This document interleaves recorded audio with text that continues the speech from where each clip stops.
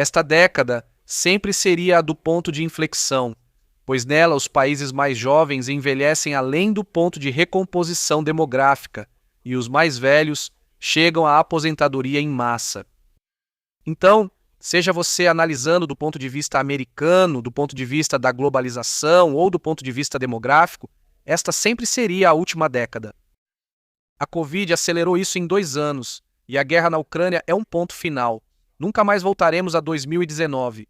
Ei, você vai adorar essa entrevista com Peter Zeihan. Peter é um estrategista geopolítico que faz previsões ousadas sobre o futuro com base em realidades atemporais de demografia e restrições geográficas. Nós falamos sobre a China, falamos sobre os Estados Unidos, sobre a desordem que está surgindo em todo o mundo e como os líderes podem se preparar. Fique com a gente.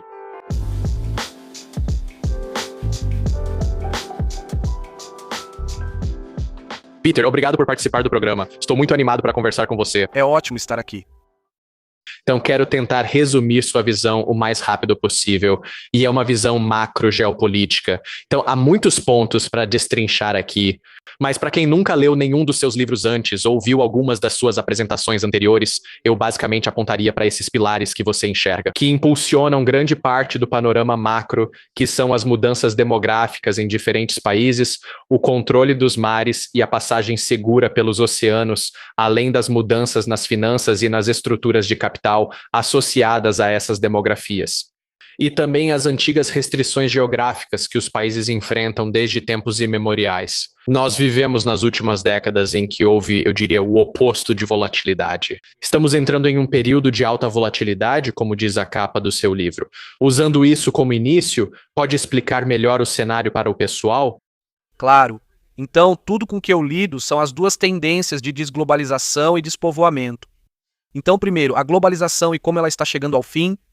O sistema que temos foi estabelecido pelos americanos no final da Segunda Guerra Mundial. Não tínhamos um sistema de livre comércio antes disso. Então, se você não era um império, você era meio que, bem, normalmente uma colônia. Com a Segunda Guerra Mundial, aquele sistema acabou e os americanos passaram a patrulhar os oceanos para que qualquer um pudesse participar de qualquer cadeia de suprimentos, acessar qualquer mercado e recurso e trabalhar com qualquer parceiro. Pela primeira vez, tivemos transporte marítimo civil real, o que criou o mundo atual, comércio internacional de petróleo, fabricantes globais, União Europeia e ascensão da China. Tudo isso veio da política americana durante a Guerra Fria. A proposta era: permitimos isso e protegemos vocês, desde que apoiem nosso lado contra os soviéticos. Bem, a Guerra Fria terminou em 92 e nós temos nos afastado cada vez mais desse sistema e, em 7 eleições presidenciais seguidas, a pessoa que não gostava da globalização foi quem venceu.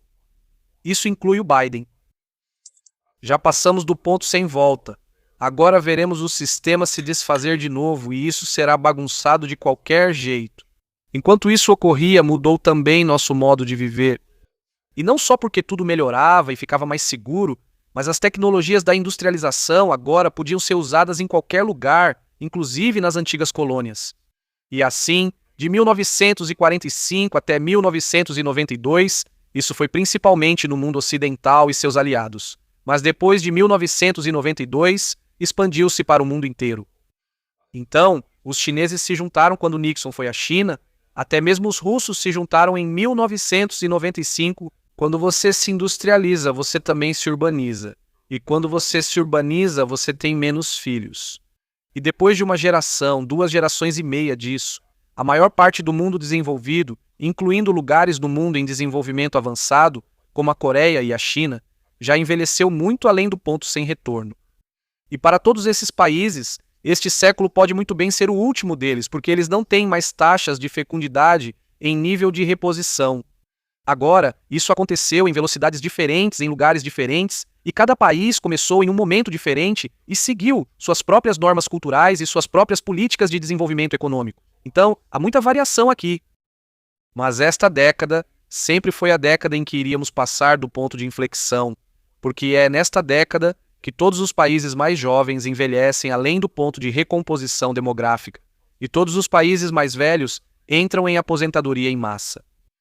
Então, seja você olhando de um ponto de vista americano, de um ponto de vista da globalização ou de um ponto de vista demográfico, esta sempre seria a última década. A Covid acelerou isso em 2 anos e a guerra na Ucrânia é um ponto final. Nunca mais voltaremos a 2019. E outra parte disso, como você mencionou, é esse tipo de garantia dos Estados Unidos quanto à segurança dos mares, ou, de forma geral, você sabe, aquele apelido de policial do mundo. E, de certa forma, isso está sendo, você sabe, retirado. E você até disse que quase existe um incentivo para mais desordem, porque os Estados Unidos podem ganhar mais com esse tipo de interação. Então, quais são alguns dos vetores ou áreas que você vê como tendo o maior potencial para se inflamar em outro conflito, como o da Ucrânia e Rússia? Porque você previu isso, né? O quê? Há 7 anos. São tantos. Lembre-se, estamos apenas no segundo mês da guerra da Ucrânia aqui. Então, pensar que isso vai acabar só entre russos e ucranianos é um pouco ingênuo. Deixe-me só ligar os pontos aqui. E isso é possível. Há várias formas de isso acontecer, mas sabemos que perderemos de 4 a 5 milhões de barris de petróleo russo em poucos meses. E nesse cenário, no curto prazo, é a Europa que sofre 100% das consequências, mas os europeus têm algo que podem fazer a respeito. Eles podem buscar petróleo bruto americano, que os Estados Unidos fornecerão, e renegociar com suas ex-colônias na África para direcionar o petróleo ao norte. Entre os Estados Unidos e a África, isso é suficiente para quase tudo o que os europeus precisam. Mas então, esse petróleo deixa de ir para outros lugares. O país, no fim da fila, maior importador e consumidor de petróleo bruto do mundo é a China. Mas a China não tem poder naval para ir ao Golfo Pérsico e escoltar navios de volta, mas os japoneses têm. Então, é muito fácil para mim imaginar questões econômicas e políticas africanas desencadeando um conflito no leste asiático, onde os chineses ficam de fora. E então você vai ter algum grau de confronto militar. Se tivermos sorte, isso vai permanecer limitado. Se não tivermos, vai se tornar algo muito grande no leste asiático. E pensar que o Oriente Médio, com os americanos ausentes, de repente vai se tornar um lugar pacífico, né, com os sauditas e os iranianos já se encarando do outro lado do Golfo, né, eu acho um pouco ingênuo também. Então esses são os 3 grandes exemplos. Mas você pode olhar para quase qualquer par de países no hemisfério oriental e há muita mágoa acumulada entre eles. E esses pares cheios de ódio são perfeitamente capazes de criar seus próprios conflitos em um período muito curto de tempo, se não houver um policial global. E agora, embora eu aplauda o governo Biden por tentar apoiar os ucranianos, você vai notar que isso realmente não está acontecendo em nenhum outro lugar, exceto com a Austrália. Os Estados Unidos não estão interessados no mundo da mesma forma que costumavam estar. E outra coisa, enquanto você destaca esses pontos, eu não sou historiador, mas há muitos fatos históricos. Só a Europa já tem uma história cheia de conflitos entre esses diferentes países. E um dos tipos de fenômenos estranhos que me lembra de outro livro, The Fourth Turning, de William Strauss e Neil Howe, é essa ideia de falta de memória geracional. Então, se apontarmos para as pessoas que realmente conseguem conceber como era um mundo em que houve uma guerra mundial, essas pessoas estão literalmente em casas de repouso, se não já falecidas, por causa da passagem do tempo. Por isso esse livro é valioso, mas também acrescenta uma camada extra aos desafios de navegar em um mundo que é tão diferente daquele ao qual nos acostumamos nas últimas décadas. Com certeza, os europeus estão em paz há 75 anos por causa do sistema globalizado. E porque a paz foi imposta de fora, e porque a pessoa, o país que impôs essa paz, os Estados Unidos, derrotou os alemães. Como parte de um processo, tiramos o peso central do sistema europeu e o substituímos por um grau de placidez e riqueza que eles nunca poderiam ter gerado sozinhos. Tenho esperança de que a guerra na Ucrânia será uma nova página para os europeus, onde eles reconheçam sua história e construam algo melhor. E, sabe, talvez tenhamos visto algumas coisas caminhando nessa direção nas últimas semanas, mas, por outro lado, a geografia não mudou em nada. O conflito com os russos não é algo novo. Isso faz parte da política de guerra e segurança europeia desde o início do conceito de Europa. E pensar que os alemães podem sair de um histórico pacifista e socialista para simplesmente mudar e dobrar os gastos com defesa, sendo novamente chamados para defender a Polônia dos russos, e que isso não vai ter nenhum efeito colateral. Eu realmente espero que funcione, Mas em breve vamos ter uma situação aqui onde todos os padrões vão se repetir. Existem alguns gasodutos que chegam à Alemanha que não passam pela Ucrânia nem pela Polônia. Então, em breve vamos ter uma situação aqui onde os russos vão dizer aos alemães: olha, sim, podemos manter suas luzes acesas e continuar fornecendo energia para vocês, mas isso vai ter um custo. Vocês têm que sair da coalizão da OTAN quando se trata de todas as questões relacionadas à Ucrânia. E nesse caso, a posição da OTAN deixaria de existir porque não conseguimos fazer isso sem a logística alemã. Então, todas essas divisões históricas ainda estão lá. Acredito que os russos atualmente estão mais cientes delas do que a maioria dos europeus. Então isso significa que, e talvez seja simplista demais, desculpe, mas acredito que alguns dos nossos líderes não são grandes estudantes de história. Acho que dá para dizer isso com segurança. Mas é isso que você procuraria em termos de liderança, capaz de navegar por esses tipos de cenários, entendendo de fato como esses países interagiam entre si naqueles tempos historicamente mais normais, diferente do que temos experimentado nas últimas décadas? Historicamente falando, temos sido razoavelmente bons nisso. Como regra, os Estados Unidos até a Guerra Fria tendiam a eleger muitos governadores ou pessoas com experiência institucional. Certamente nos afastamos disso nas últimas 3 escolhas. Senadores, em geral, não sabem muito sobre o mundo e Donald Trump, bem, Donald Trump é Donald Trump. Talvez haja uma exceção com Joe Biden porque ele é realmente velho o bastante para se lembrar de tudo. Ele é uma das poucas pessoas da era passada que realmente era um adulto funcional durante a Guerra Fria e ainda está envolvido na política. Agora podemos analisar toda a equipe dele se você quiser. Não estou me sentindo muito otimista, mas com certeza estou mais otimista do que estava com os últimos 4 caras, porque Biden foi bastante criticado pela forma como saímos do Afeganistão e entendo o motivo. Mas não poderíamos fazer o que estamos fazendo na Ucrânia agora se ainda estivéssemos no Afeganistão, porque dependíamos dos russos para a logística de apoio às tropas lá.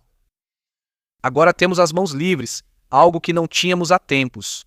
Nos Estados Unidos, estamos no início de um cenário estratégico fundamentalmente novo.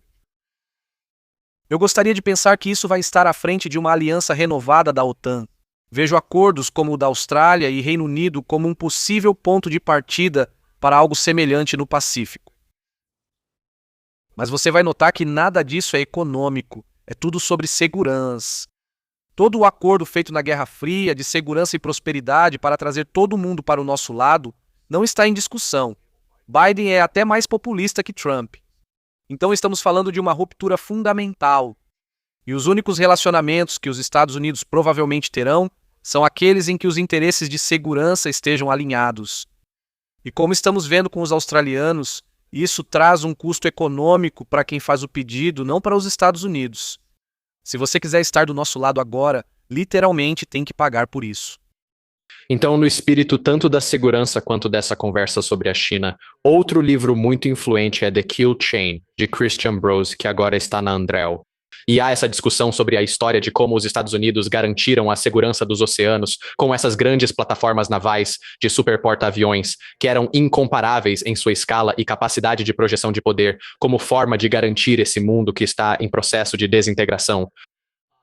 Do seu ponto de vista, eu já vi você argumentar no passado que esses superporta-aviões realmente definem a projeção de poder em todas essas diferentes geografias. Você também vê isso em declínio no que diz respeito à relevância em algumas dessas possíveis preocupações de segurança? Em certo grau, foram a principal arma dos Estados Unidos na Segunda Guerra Mundial e na Guerra Fria, sendo centrais para a projeção de poder americana desde os anos 1940. Eles são bons para projetar poder, mas não são particularmente bons para proteger rotas marítimas. Eles são muito concentrados. E agora só temos 13 deles.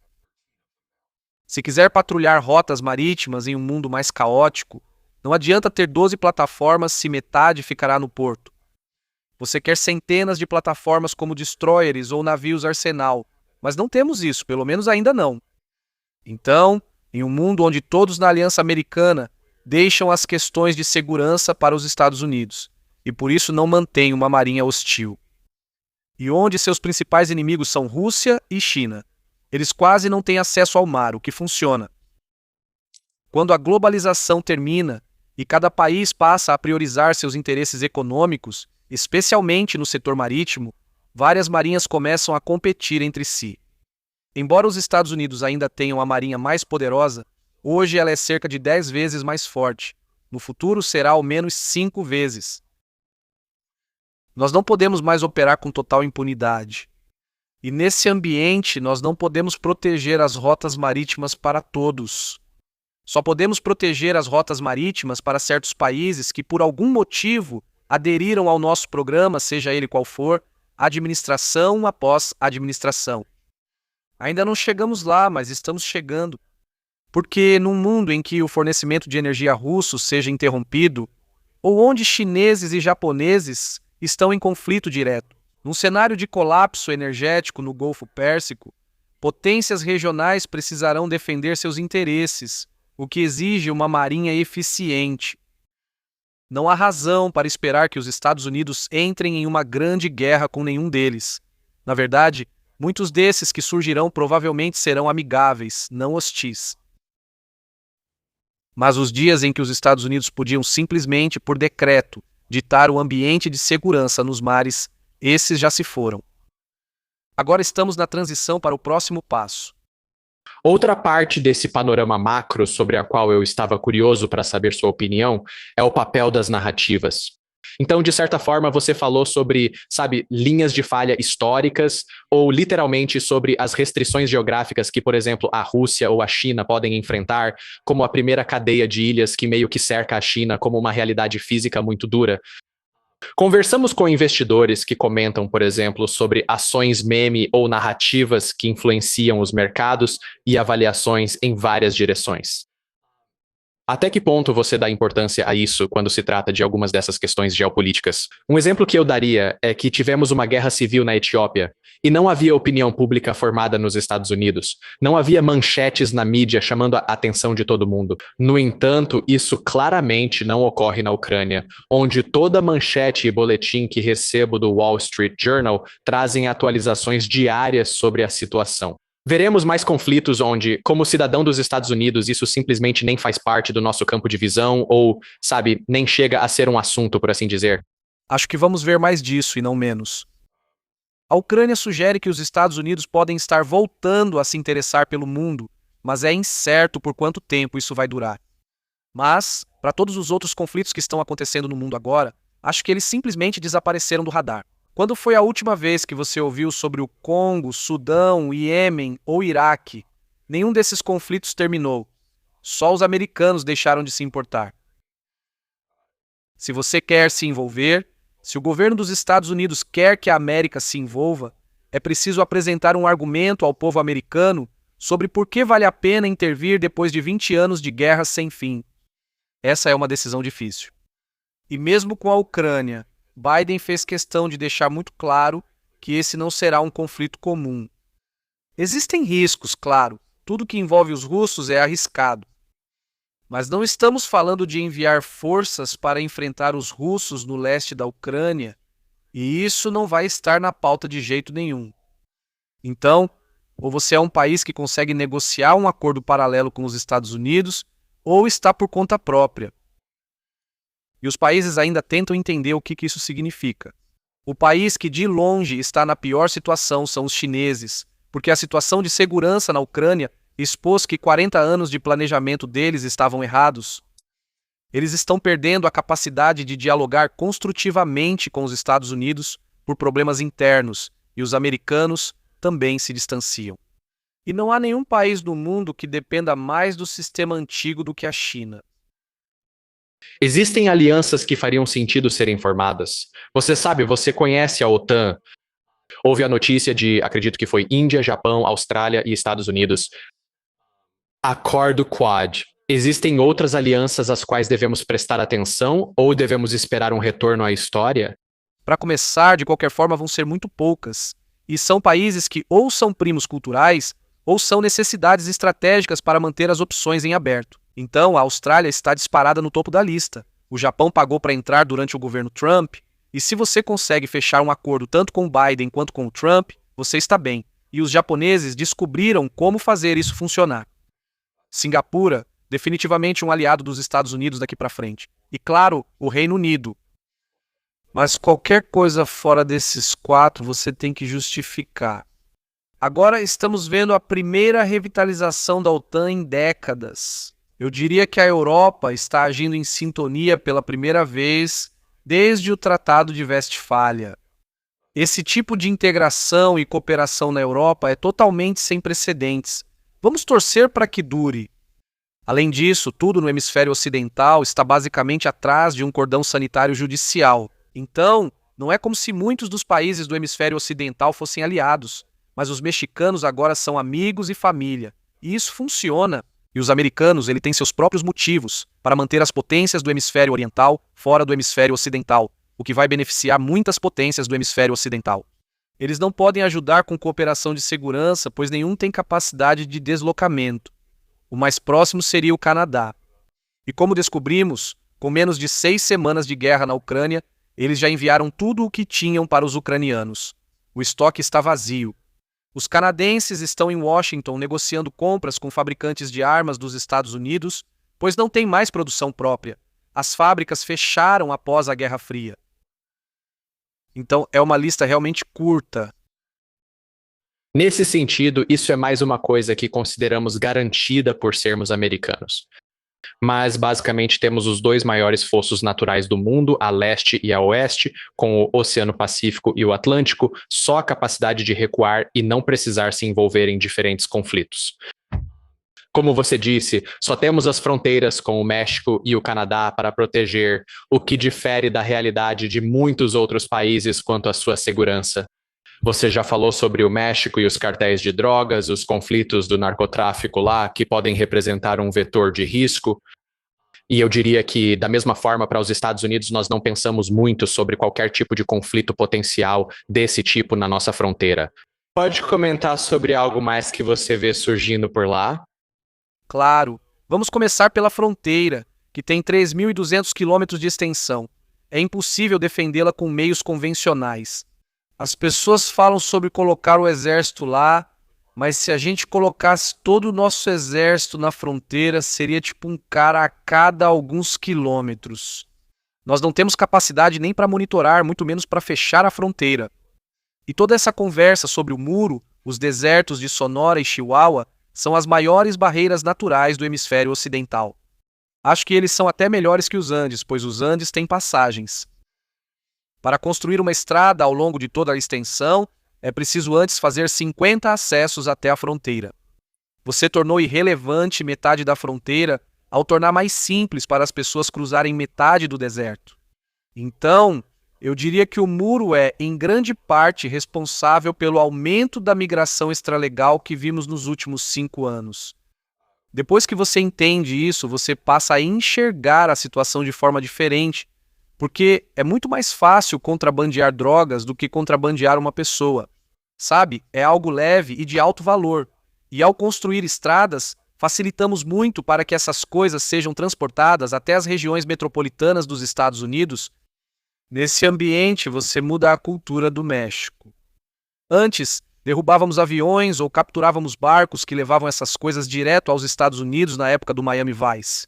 Ao fazer isso, a carga entrou pelo sul do México, subiu pelos vales das montanhas e chegou aos Estados Unidos. Bem, sempre que você sobe um vale de montanha, você encontra grupos concentrados, como grupos do crime organizado, que pegam uma parte disso e depois expandem para cima e para baixo naquele vale para pegar cada vez mais, até que acabam entrando em conflito. Essa é a guerra do narcotráfico no México, o conflito pelas rotas de transporte. Se você avança para os dias de hoje, existem 2 grandes alianças dos cartéis de drogas. Uma é a Sinaloa, eles são meio que tipo um conglomerado. Eles encaram o tráfico de drogas como um negócio e expandiram para indústrias paralelas, como turismo, agricultura e imóveis. Não quero dizer que esses caras sejam bons, são traficantes, não boas pessoas, mas veem a violência como meio, não como fim. Bem, vocês se lembram do El Chapo, ele era o líder de Sinaloa. E quando finalmente pegamos o El Chapo, uma facção de Sinaloa se separou e acabou se tornando o que hoje conhecemos como o Cartel Jalisco Nova Geração. E eles veem a violência como um fim em si mesma. Eles são muito mais brutais, eles têm muito mais probabilidade de entrar em guerra com todo mundo. E essa é uma das razões pelas quais o leste do México é um lugar tão violento agora, porque eles têm enfrentado os cartéis de lá e simplesmente os eliminado. E eles também estão desafiando Sinaloa. O problema daqui para frente é que a nova geração de Jalisco agora está desafiando os cartéis já existentes em cada ponto de travessia de fronteira. E assim que eles conseguem podem começar a trazer drogas em massa. Na minha opinião, essa é a maior ameaça à segurança dos Estados Unidos a longo prazo, pois não vamos encerrar nosso relacionamento com o México. É nossa maior relação energética, é nossa maior relação agrícola, é nossa maior relação de manufatura. E se você desconsiderar a migração ilegal, ainda é a maior relação migratória. México e Estados Unidos, para o bem ou mal, vão trabalhar juntos daqui para frente. Ainda não elaboramos uma boa estratégia para essa guerra. Quais são os paralelos históricos aí? Porque, sabe, podem existir ferramentas diferentes, podem existir tecnologias diferentes para travar guerras, mas ainda assim são semelhantes. Você sabe há quantos milênios a arte da guerra foi escrita? A arte de uma guerra contra as drogas, a arte de uma guerra entre cartéis é meio outro jogo. Eu gostaria de te dar dicas de como podemos melhorar isso. Enquanto os americanos consumirem e pagarem por cocaína, ela continuará chegando e os cartéis seguirão disputando por ela. Um dos problemas atuais que agravou a situação é o poder prolongado dos cartéis. Eles estão lavando o dinheiro deles através de outros setores, e esses outros setores agora se tornaram centros de lucro para eles. Então não se trata mais só das drogas. E isso dá a eles uma certa capacidade de resistência a qualquer estratégia possível. E se houvesse uma solução fácil para isso, Biden já teria resolvido. Trump já teria resolvido. Obama já teria resolvido. Bush já teria resolvido. Bill Clinton já teria resolvido. E tudo isso desde a década de 1960. Essa é uma preocupação nacional legítima que não tem uma resposta fácil. Quero mudar de assunto aqui. Eu sei que, mais uma vez, se você só lê manchetes, a China parece muito assustadora. Há a possibilidade de eles nos superarem economicamente e em outras questões que preocupam as pessoas. Você foi uma das primeiras vozes. E isso, para mim, mudou minha percepção não só sobre os riscos estruturais que eles traziam, mas também sobre a possibilidade de que talvez não houvesse essa inevitabilidade do domínio chinês em todo o mundo. Acredito que já percebemos algumas dessas fissuras na forma dos lockdowns e da escassez de alimentos em Xangai e outras províncias da China. Mas você pode falar um pouco sobre essas consequências posteriores, tanto para a energia quanto para os alimentos no que diz respeito à China? Claro. Bem, vamos começar pelo básico. O único motivo pelo qual estamos sequer falando da China como uma potência significativa é por causa da globalização. Foi o acordo do fim da Segunda Guerra Mundial que tirou dos europeus a capacidade de intervir na China. O fim da Segunda Guerra Mundial e o acordo com os japoneses evitaram a colonização da China. O Japão estava vencendo na China até as bombas caírem sobre Nagasaki e Hiroshima. De repente, o clima na China mudou totalmente. Todos os estrangeiros foram embora e os chineses puderam travar sua própria guerra civil interna, que acabou sendo vencida pelos comunistas. E então chegamos a um ponto, 20 anos depois, em que os soviéticos e os chineses quase entraram em um conflito nuclear por disputas de fronteira. Entra Nixon e Kissinger, e o resto é história, porque basicamente convencemos os chineses a mudarem de lado. Eles aderiram ao sistema globalizado ao se afastar dos soviéticos, criando um ambiente estratégico que impulsionou o crescimento da China desde então. No entanto, isso não é sustentável sem a intervenção dos Estados Unidos ou da globalização em geral. A cadeia de ilhas ao largo da costa chinesa, Japão, Taiwan, Filipinas, se há uma coisa em que todos concordam é que eles não são a China. E os chineses nunca conseguiram projetar poder além disso, exceto durante a ordem global, porque os americanos forçaram todos a estarem do mesmo lado. Isso está desmoronando agora. E os chineses não têm capacidade de forma alguma de projetar poder muito além da sua própria costa. Eles têm muitos navios, mas 90% não navegam além de 1.000 milhas da costa. Isso considerando que vão devagar para economizar combustível, em linha reta e sem serem atacados. Na verdade, a China mal consegue passar de Taiwan. A China é a economia mais internacionalizada em termos de dependência de recursos e de mercado. Então, se o sistema global entrar em colapso, é isso, o sistema chinês implode. E se a China se encontrar em uma guerra real com alguém, seja os japoneses, os taiwaneses, os vietnamitas, os indianos ou os americanos, alguém vai colocar alguns destroyers no Golfo Pérsico ou no Oceano Índico e interromper o abastecimento de energia. Os Estados Unidos não são o maior importador de energia do mundo há mais de uma década. Agora é a China. A China importa 85% da sua energia e 85% disso vem do Golfo Pérsico, e os chineses não conseguem chegar ao Golfo Pérsico. Então, qualquer ruptura na ordem regional ou global é o fim da linha para eles. E nunca se esqueça de que a agricultura é um setor industrializado e os chineses também importam quase todos os seus insumos para isso. Estamos falando das luzes se apagarem, caminhões pararem e fome surgirem em até um ano.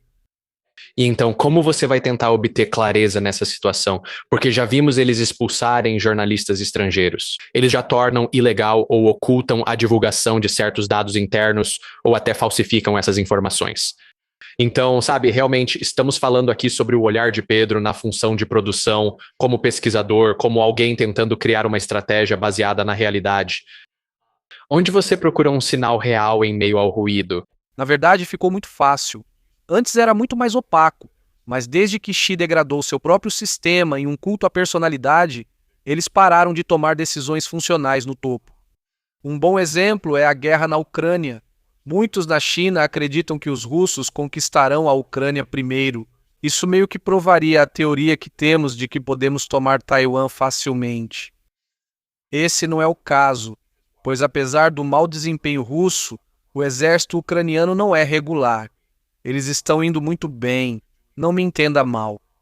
Mas a diferença de poder aqui não se compara à entre China e Taiwan, pois os taiwaneses se preparam para essa guerra há 70 anos e possuem muito equipamento moderno, e continuam sendo uma ilha. Risque esse ponto, pois eles sabem que a relação estratégica não será como esperavam. Eles estão apavorados com os boicotes e as sanções, porque a ideia de que os acionistas se afastariam é algo com que eles não conseguem lidar economicamente. Eles precisam dessas conexões para empregar sua população. E as sanções, você sabe, diga o que quiser sobre a economia russa. É um grande exportador tanto de alimentos quanto de energia. E os chineses são grandes importadores de ambos. Então, se colocarmos uma sanção como as impostas à Rússia no sistema chinês, é isso. Acabou. Ele colapsa em menos de um ano. E se precisar de mais um motivo, acho que já tem o suficiente. Demografia. A política do filho único começou há 40 anos. Eles estão ficando sem trabalhadores e consumidores. É a sociedade que mais envelhece na história. E alguns dos dados que têm vazado do censo decenal de 2020 sugerem que eles, na verdade, superestimaram sua população em cerca de 100 milhões de pessoas. Todas essas pessoas nasceram após a política do filho único, e a grande maioria provavelmente é composta por mulheres. Então, não há esperança de uma reconstituição demográfica para este país. Sempre soubemos que, em termos demográficos, isso iria colapsar neste século, porque estão envelhecendo tão rápido que haverá menos da metade das pessoas em 2100 do que há agora, assumindo que nada mais dê errado. E agora, com esses novos dados do censo, talvez tenhamos que antecipar essa data em 50 anos. Na minha opinião, esta sempre seria a década em que o sistema chinês colapsaria totalmente. Estamos perdendo nosso bicho-papão. Acho que vamos sobreviver. Vou insistir mais nesse ponto. Concordo com a maioria dos argumentos, mas só para fazer o papel de advogado do diabo, diante do declínio demográfico, existe o argumento da robótica. Menos pessoas serão necessárias na manufatura, pois robôs podem ser usados, e menos motoristas serão necessários devido a veículos autônomos. E então, do ponto de vista da independência energética, eles podem investir em energia nuclear. Eles podem contar com o carvão. Entre outras fontes de energia, a ideia é substituir essa necessidade por uma rede elétrica movida à energia nuclear. Esses são dois argumentos contra esses pontos. Esses são pontos que você levantou. São pontos justos. Quero dizer, se você muda as regras do jogo, eu vou mudar de ideia. É assim que funciona. Nuclear e carvão são opções viáveis para gerar eletricidade para eles. Isso é verdade. As usinas nucleares deles não são das mais eficientes, mas cumprem seu papel. E eles têm bastante carvão mineral. Minha preocupação, por causa da questão demográfica, é muito mais básica, porém. Se você não tem pessoas suficientes para consumir, não tem o suficiente para alimentar seu sistema econômico. Por isso, os chineses sempre dependeram mais das importações de matérias-primas e das exportações de produtos acabados que a maioria. Você não pode fazer isso sem um sistema globalizado. Então, você diz que o ideal seria algo como a Coreia do Norte. Falta comida, mas a energia segue funcionando. Poderia ser pior. A história chinesa está cheia de exemplos de situações piores, mas o que você acabou de identificar provavelmente é o melhor cenário para eles. Entendi. Só mais uma parte aqui e depois quero encerrar com você como estrategista geopolítico. Mas há outro argumento. A Rússia percebeu isso de fato e, apesar da palavra ser usada frequentemente, sanções financeiras inéditas foram impostas. Eles tinham a ideia de Rússia fortaleza. Você mencionou admirar a chefe do Banco Central de lá por sua inteligência e esforço. Desculpe, não é a ministra das Finanças. A ideia de que, uma vez que essa bala foi disparada, por assim dizer, pelo mundo ocidental, agora a China está em uma posição em que pode dizer: agora vemos o que é possível, vemos do que são capazes e podemos começar a nos preparar para um cenário como esse. Porque as balas saíram do tambor pela primeira vez. O que acha desse argumento? Bem, vamos começar com a moeda e depois vamos para o investimento estrangeiro direto. Então, com relação à moeda, todos que por qualquer motivo não gostam dos Estados Unidos viram isso como a prova definitiva de que precisam mudar para um sistema diferente. Todos começaram a discutir sobre qual moeda adotar. Os russos defendem o rublo enquanto os chineses preferem o yuan, mas este não é conversível. Vamos ter que mandar isso para você de avião, um palete por vez. Não queremos nenhum deles de volta. Os indianos sugerem usar rúpias, mas em 6 meses todos esses planos fracassaram. E o papel do dólar dos Estados Unidos no sistema global aumentou. Até porque o euro agora basicamente se atrelou ao dólar como um sistema de apoio secundário, em vez de ser um polo independente. E o mesmo aconteceu com os japoneses. Então, sabe, não há alternativa nem outra opção aqui. No lado dos investimentos, os chineses têm a reputação de usar muita fuga de capitais e muitos ganhos com exportações para comprar o que consideram ativos estratégicos ao redor do mundo. E isso gerou muita preocupação em muitos lugares. Bem, agora eles sabem que isso é inútil porque os alemães que são, você sabe, digamos, não, como posso dizer isso? Tomaram decisões estratégicas ruins sobre os russos nos últimos 30 anos e já nacionalizam ativos russos na Alemanha. Sabe, os alemães, os que eram pacifistas e socialistas? Então, os chineses agora estão percebendo que tudo o que compraram no exterior não vale nada. E eles estão tentando vender grande parte disso. Pelo menos vão conseguir algum dinheiro, mas só aceitam dólares. Entendi. Resposta poderosa. Então quero encerrar aqui porque não só acompanhei sua ascensão nos últimos anos, como alguém que pode trazer insights e construir um negócio realmente interessante. Se eu soubesse que uma carreira como a sua era possível ao sair da escola, acho que teria sido uma estrela guia para mim. Então, você pode começar nos dando uma visão geral de Zion e da geopolítica, do modelo de negócios e do que realmente envolve ser um estrategista geopolítico ou uma consultoria geopolítica? Primeiro, sou generalista e atuo em finanças, demografia, manufatura e agricultura, realizando diversas tarefas. Minha base é demografia e geografia, mas isso não adianta se você não aplica isso às pessoas que estão à sua frente. Começamos com consultoria e depois fomos para palestras públicas. Me divirto muito no palco, geralmente com um bourbon e café, e todos aproveitam. Parte da alegria se perdeu no último mês porque agora precisamos falar sobre a guerra. Mas se você não consegue tornar a informação acessível e aplicável, eu seria apenas mais um consultor com a cabeça enfiada em um livro. Eu tento ser mais do que isso. E isso significa que eu preciso aprender sobre o mundo a partir do ponto de vista de cada cliente, para cada apresentação ou evento de consultoria individual. E isso, por outro lado, é realmente empolgante. Dependendo do cliente e do que ele valoriza, pode ser um pouco deprimente. Nem sempre tenho boas notícias. E por isso, é importante como você transmite a mensagem para não incentivar ninguém a procurar uma sacada para pular. Em segundo lugar, os livros são a minha maneira de ter uma conversa comigo mesmo, por assim dizer. Cada apresentação que faço é única e adaptada ao público. E como o livro é para o público em geral, é uma combinação de educação e previsão, além de fazer as pessoas entenderem como chegamos onde estamos. E o novo livro, especialmente The End of the World is Just the Beginning, faz isso tanto do ponto de vista econômico quanto estratégico. Os 3 primeiros livros que escrevi são do gênero Ascensão e Queda das Nações.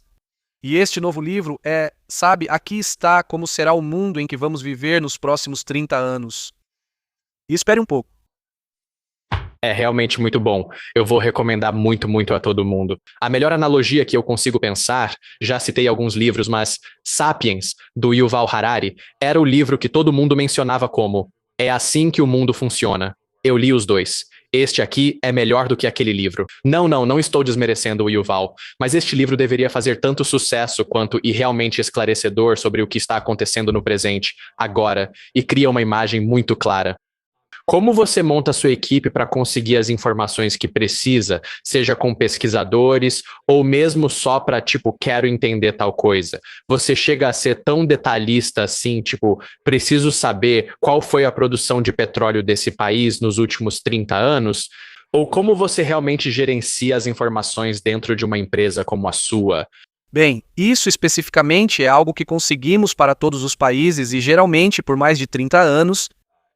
Lembre-se, cada cliente é diferente. Eles enxergam o mundo de um ponto de vista diferente. E nós temos clientes na indústria, na agricultura, nas finanças e em todos os outros setores. Sim, sempre que criamos uma visão sobre como o mundo funciona do ponto de vista deles, é preciso entender todos os aspectos das operações e do contexto em que atuam. Especificamente para a equipe, porém, eu trapaceei um pouco.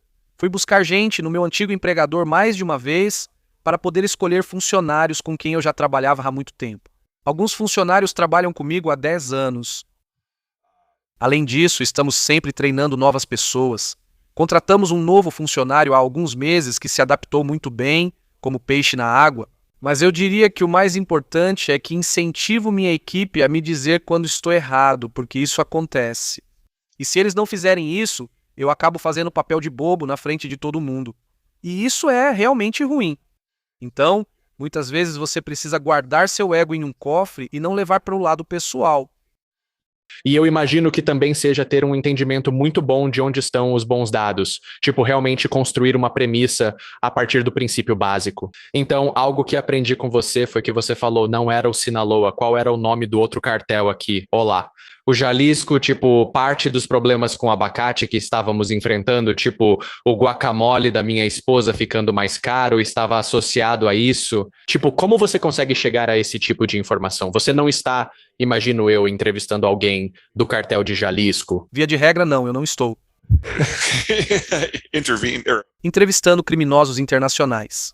Para esse caso específico, anos atrás, eu fiz uma apresentação para um grupo que literalmente se chama Pickle Packers. E no inverno, a maioria dos melhores pepinos que entram na indústria americana de picles vem do México. O México é um país montanhoso, então eles têm suas estufas em degraus subindo as montanhas, o que significa que eles realmente têm a melhor presença no México para entender os cartéis. E quando os cartéis começaram a entrar na agricultura, os Pickle Packers ficaram sabendo. Então eu converso com todos os meus clientes, e já faço isso há 10 anos. Acho que contei recentemente, foram cerca de 650 clientes, e todos eles têm suas próprias histórias. E tudo meio que se mistura.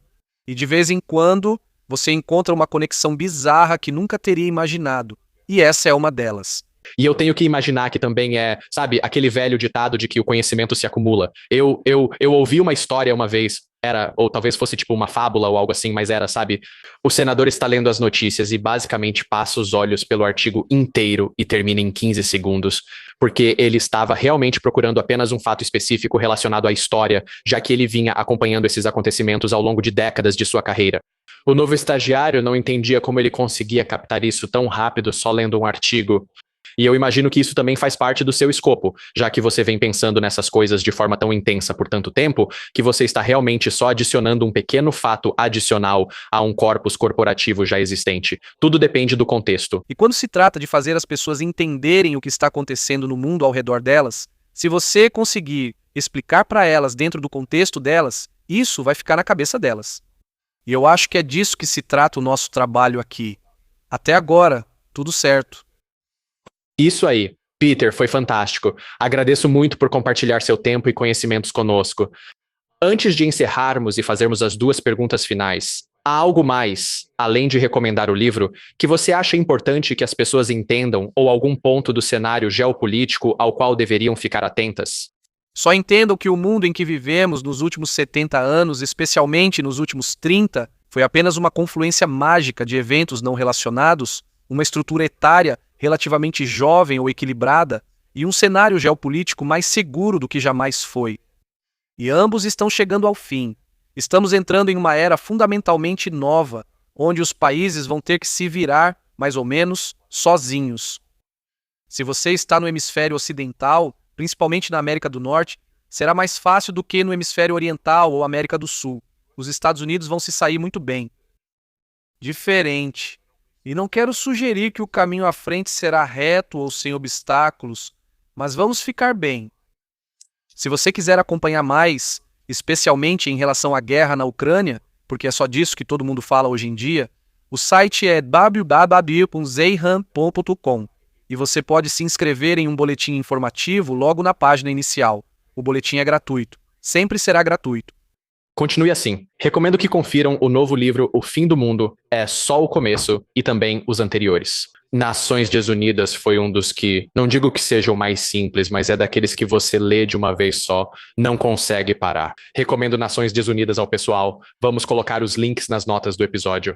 Peter, antes de encerrar, quero te passar o microfone para você propor um desafio prático à nossa audiência. Como o boletim informativo é gratuito, estamos ativamente solicitando doações para um grupo chamado AFIA, a Fundação AFIA, afiafoundation.org. Eles prestam assistência médica aos refugiados da guerra na Ucrânia. Até agora, cerca de 6 milhões e meio de ucranianos já fugiram de suas casas, e há quase 7 milhões de deslocados internos dentro da Ucrânia, que provavelmente também terão que evacuar nos próximos meses. Então, qualquer coisa que você puder doar será imensamente apreciada. E aqui estamos nós, destinando todos os royalties de todas as vendas de todos os formatos dos 3 livros, Acidental, Ausente e Disunited Nations, para a AFIA pelo menos até 1º de junho e, nesse ponto, veremos como está a guerra. Maravilha. Bem, espero que isso termine logo e que muitas pessoas possam doar e apoiar. Peter, muito obrigado por participar do programa. É bom estar aqui. Tivemos uma conversa profunda com Peter Zeihan. Espero que esteja tendo um ótimo dia.